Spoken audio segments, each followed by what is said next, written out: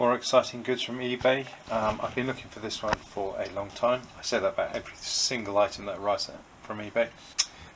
It's a battery box, a battery holder for an XL250s. They are out there, but they're often squished out of shape or incredibly rusty. And this one is in pretty good condition for its age. I mean, it's still got original paint on it, which is fantastic. It just has the one problem of a gigantic rust hole in the side. But I am hoping that that is repairable, either with a plate welded in its place or over the top of it. It might be a slight cosmetic deviation from the original, or it may look amazing. It all depends on what we can get done with it. But having said that though, it is better than what's in there at the moment, which is sort of a homemade bracket from a previous owner. So it does leave the problem that I'm going to have to source another battery for it, because the one that's currently in my bike won't fit in this. But I mean, all the rubbers are in fantastically soft, pliable shape.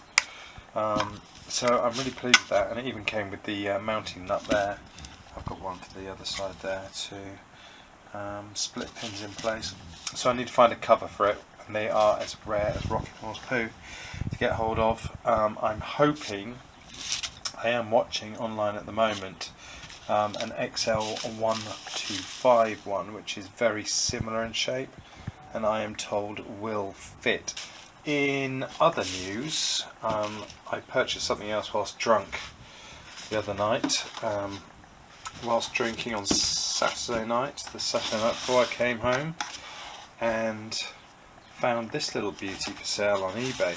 It was newly listed by a guy who sells XL parts, but it was listed for £35 plus £5.99 PMP. Now anyone who has an XL will know that these are incredibly hard to find. It's in fantastic condition. It's dirty, I haven't washed it yet. That might be a separate video.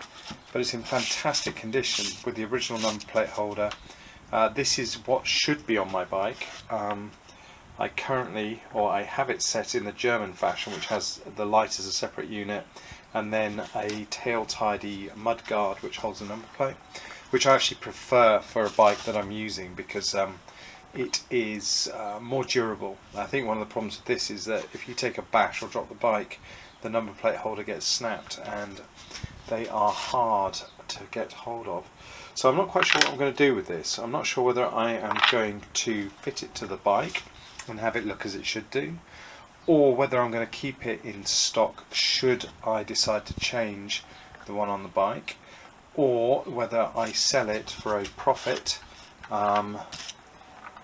Yeah, that's a bit mercenary, isn't it? I think I'm going to hang on to it.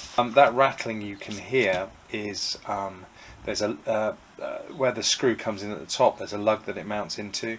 Well, a small portion of that has broken off. It hasn't changed the functionality. It's still enough of it for the mount to work. But that piece was included in the sale, so it's in there for safekeeping. I may glue it on for internal cosmetic purposes. Or I may just leave it off. It works irrespective. But as far as I can tell, other than a few scratches, which is perfectly acceptable for an item of this age, it is in fantastic condition. I cannot believe that I managed to purchase it at such a reasonable price. It's madness. I don't know whether the poor chap had a moment, or whether he just wanted a shot of it, or whether he didn't know the value of it. But as I say, I haven't seen one of these go for less than £150 so far. So yeah, incredibly pleased. And I also feel incredibly guilty, really, because I'm sure there's someone out there who needs this for their project, but I too may need it for my project. I'd like to keep my options open, and I may not put that in the final cut.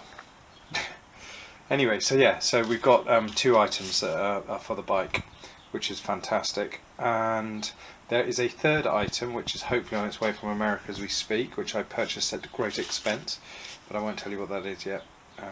So I'll show that when it arrives. Bonus footage for anyone who really cares, and or none of you out there.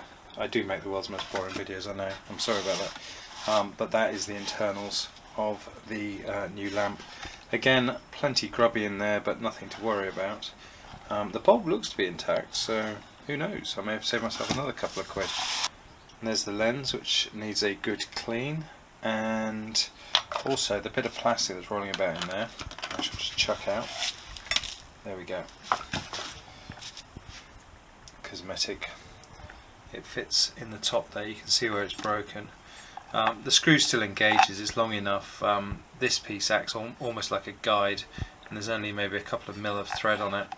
The rest beyond that is thread. So the only real difficulty that poses is it makes it a little bit harder to line the screws up when you're fitting it. But again, it is a fairly clean brake, so it is something that could potentially be adhered back on there. But we'll see. As I say, it isn't going to affect the looks or operation of the lens. So yeah, sorry about that.